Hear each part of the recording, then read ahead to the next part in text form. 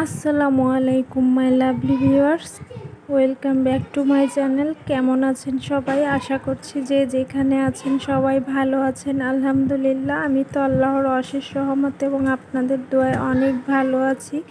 চলে এলাম আবারও আর একটি নতুন ব্লগ নিয়ে। তো আমার সাথেই থাকুন আর ব্লগটি স্কিপ না করে দেখতে থাকুন। আসলে আমি আজকে সকালে বের হতে পারিনি, তাই রোদ ওঠার পরে বের হয়েছি। একটু ব্যাংকে যাব, আর ব্যাংক থেকে আসার পথে আবার ডাচ বাংলা ভূতে যাব। তো আমি বাসায় চলে আসলাম টাকা তুলে নিয়ে। আর বাসায় আসতে আসতে আমার অবস্থা অনেক খারাপ ছিল। আমি ঘেমে একদম একাকার হয়ে গিয়েছিলাম, মানে আমার গরম সহ্যই হচ্ছিল না। তো এটা গতকাল রাত্রের ভিডিও। আমি কিছু ভর্তা করে নিয়েছিলাম। এখানে চেপা শুটকির ভর্তা করেছিলাম, পটল ভর্তা করেছিলাম, সজিনা পাতা ভর্তা করেছিলাম, আর চিংড়ি মাছ ভর্তা। আসলে এগুলো শ্বশুর বাড়িতে নিয়ে গিয়েছিলাম, আর ওখানে যেয়ে কি খুদের ভাত রান্না করেছিলাম। অনেক দিন পরে ফ্যামিলির সবাই একসাথে বসে খেলাম, আর খাবারগুলো খুবই মজা হয়েছিল। এখন দুপুর প্রায় 12টা বাজে, আর আমি দুপুরের রান্নাটাও কমপ্লিট করে নিয়েছি। এখন ঘরের কিছু কাজ আছে, সেগুলো করব। আর কিছু কাপড় ভিজিয়েছি, সেগুলোও ওয়াশ করে নিব।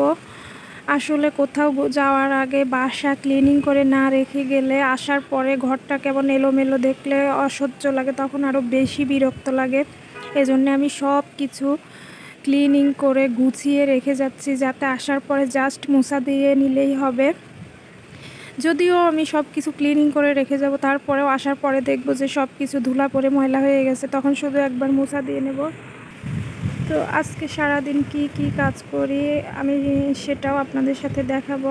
আসলে কালকেই প্রায় আমি সব কাজ গুছিয়ে নিয়েছি, আমার ব্যাগ গোছানোও শেষ হয়ে গেছে। আর আজকে শুধু ঘরটা ক্লিনিং করব, আরও কিছু কাপড় গোছানো বাদ আছে, সেগুলোও গুছিয়ে নেব।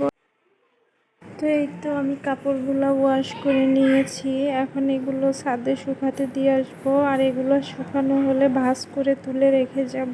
আর আমার কিছু কাপড় গোছানো বাদ আছে, সেগুলো গুছিয়ে নেব। আসলে এক জায়গায় যাওয়ার হলে কত কিছুই যে মনে করে গুছিয়ে নিতে হয়, তারপরেও বাড়িতে যেয়ে মনে হয় যে এটা আনিনি ওটা আনিনি।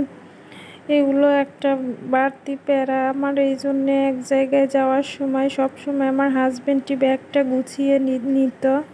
আর এখন তো ও নেই, তারপরে ও ব্যাগটা অর্ধেক গুছিয়ে দিয়ে গিয়েছিল। মানে মেন যে জিনিসগুলা, যে কাপড়গুলো আমাদের দরকার, সেগুলো ওই গুছিয়ে দিয়ে গিয়েছিল।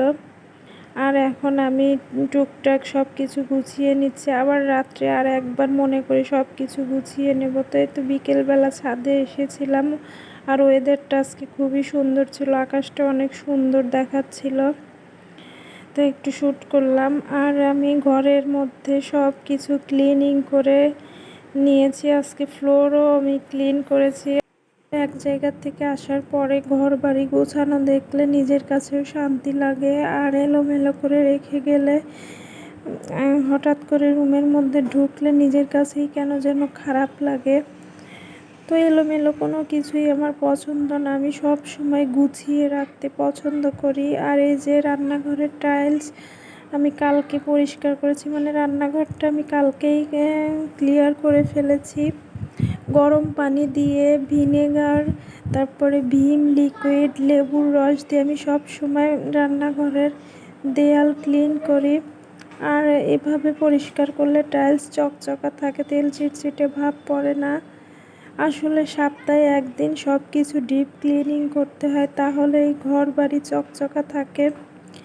তো ইয়াস বসে বসে টিভি দেখছিল, আর আমি বিছানা আর বালিশের কভার সব কিছু খুলে ওয়াশ করে ভাঁজ করে রেখে যাব।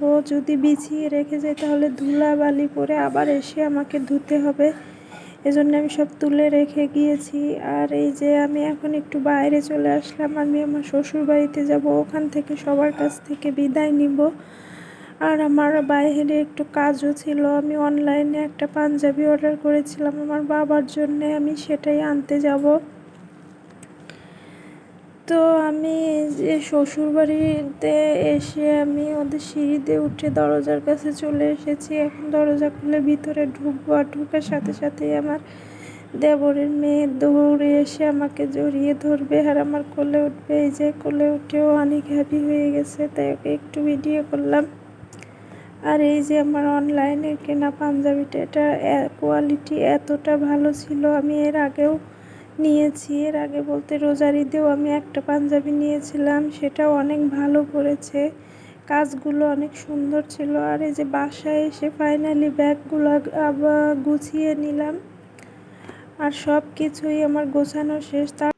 আবার দেখা হবে নেক্সট ব্লগে। আজ এই পর্যন্তই। আল্লাহ হাফেজ।